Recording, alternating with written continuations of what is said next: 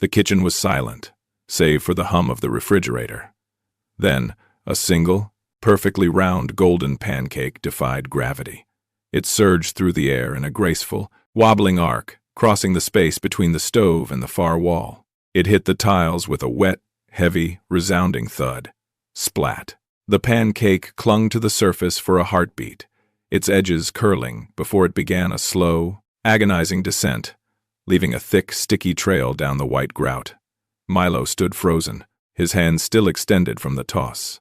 He watched the batter-streaked wall, then slowly turned his head to look at Mia. He offered a small, sheepish shrug. Milo said, "Oopsie." The room seemed to hold its breath for a second, the mess serving as a silent testament to the morning's ambition. Suddenly, the screen flickered, and the bold title card, "Oopsie," Milo's pancake disaster, bounced into view, signaling the end of a morning that had begun 30 minutes prior. 30 minutes earlier, the kitchen was a sanctuary of order. The counters were scrubbed clean, and the sunlight caught the dust motes dancing in the air. Milo stomped into the room, his stride heavy with purpose. His stomach let out a low, guttural growl that echoed against the pristine cabinets. He stopped dead in his tracks. Propped against the toaster was a handwritten recipe card, its edges slightly frayed. Milo stepped closer, leaning over the counter to inspect the instructions. His eyes widened as the realization dawned on him. He pointed a finger at the card and shouted, "Pancakes!" The news brought Mia into the room. She trotted in, her pigtails bobbing with every step. She stopped a few feet behind him, looking at the ingredients list. Then at the empty bowls. She asked, "Can you make them?" Milo did not hesitate. He puffed out his chest, his voice full of unearned confidence. "How hard can it be?" Mia bit her lower lip. She looked at the camera with wide, worried eyes, as if seeking confirmation that this was a terrible idea. The hunt for ingredients began with a frantic energy. Milo marched toward the pantry, his eyes scanning the shelves for the essentials. He reached for the flour, then grabbed the carton of milk. He grabbed a dozen eggs, arms laden. The pile was precarious, shifting slightly every time he took a step. Mia trailed behind him, her eyes fixed on the trembling milk carton. She reached out a hand, hesitating, then spoke. "Maybe take 2 trips," he insisted, his voice strained. He pivoted sharply toward the counter, aiming to dump his cargo. As he turned, the milk carton wobbled violently. He jerked his chin forward to catch the box. One egg tumbled free, a fragile orb escaping its carton. It tumbled through the air, hitting the edge of the cabinet with a sharp, hollow sound. Crack! The shell shattered, and the raw egg began a slow, viscous slide down the wood, leaving a glistening streak in its wake. Milo stopped, his arms still full, and watched the mess. He let out a long, heavy sigh. "Oopsie." The duo moved to the mixing bowl, their determination unmoved by the earlier mishap. Milo gripped the edge of the bowl, the shells clicking against the ceramic rim. He reached for the third, but his fingers were damp. It slipped instantly, landing with a wet thud against his forehead. The yolk broke immediately, trailing thick, translucent ribbons down his nose and chin. Mia let out a sharp, high-pitched giggle. Milo did not laugh, desperate shake to clear the mess from his mind. The bag surged. A massive, dense white cloud erupted from the top, instantly filling the kitchen. The fine powder settled on every surface, coating the cabinets, the counters, and the floor in a thick layer of dust.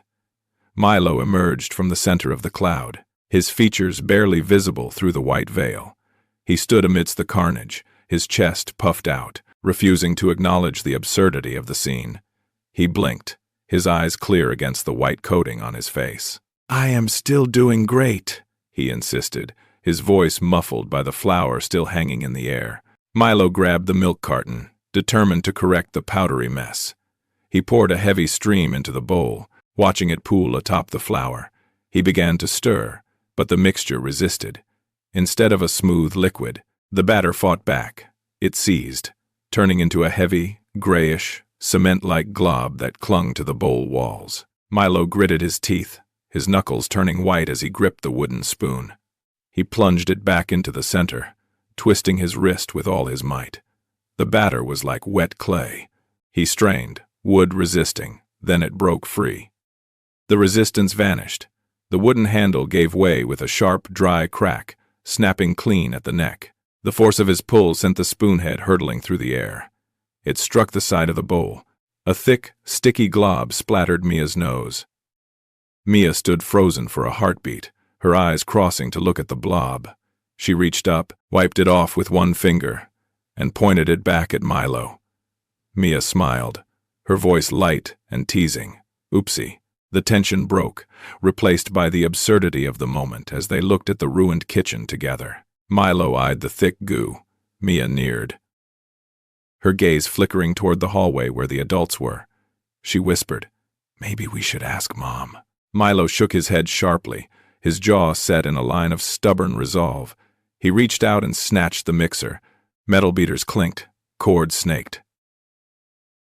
He jammed the beaters into the stubborn, cement-like batter and flicked the switch.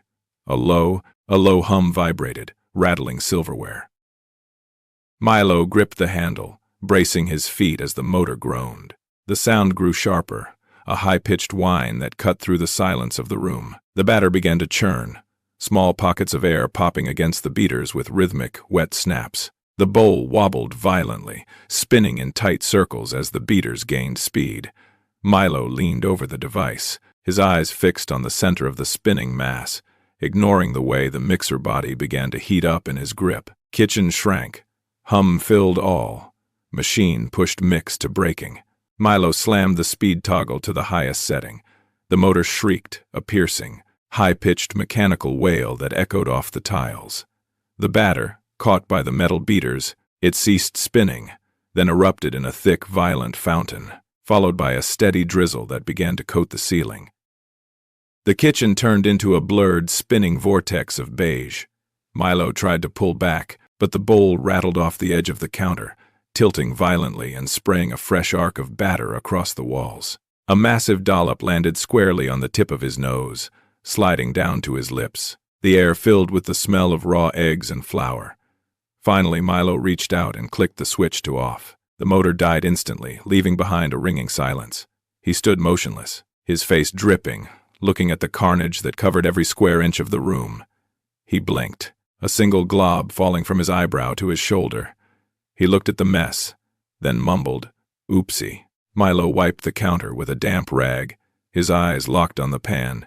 He poured a small, thin circle of batter. The heat hissed. He watched the bubbles pop, counting down. 3, 2, 1.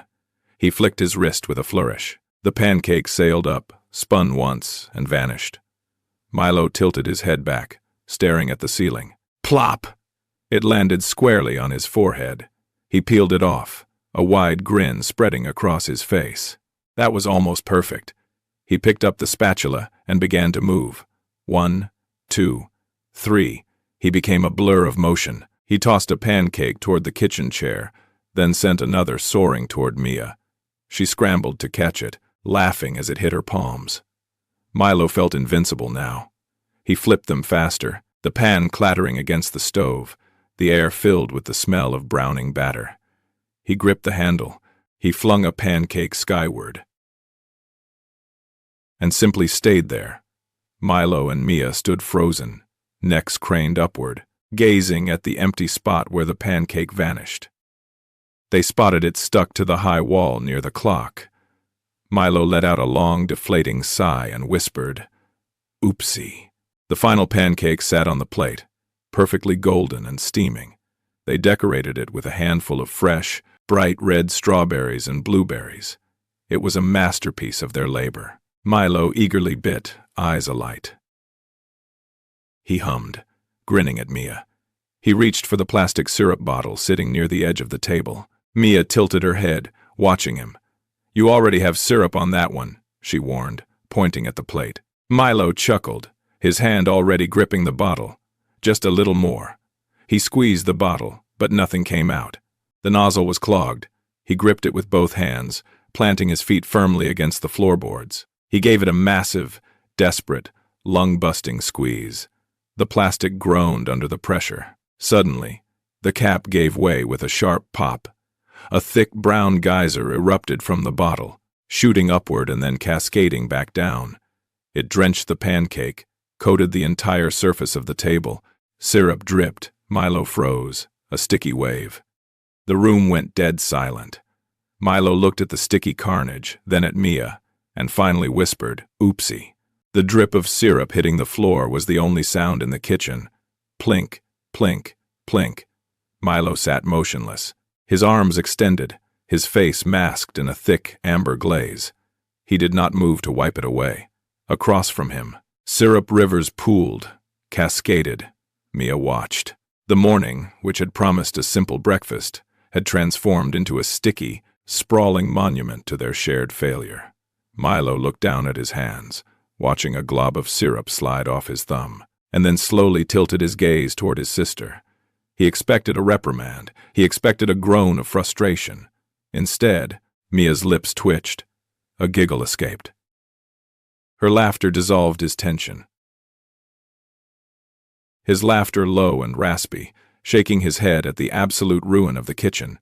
He leaned back, chair peels. He looked at Mia. Soft, oopsie.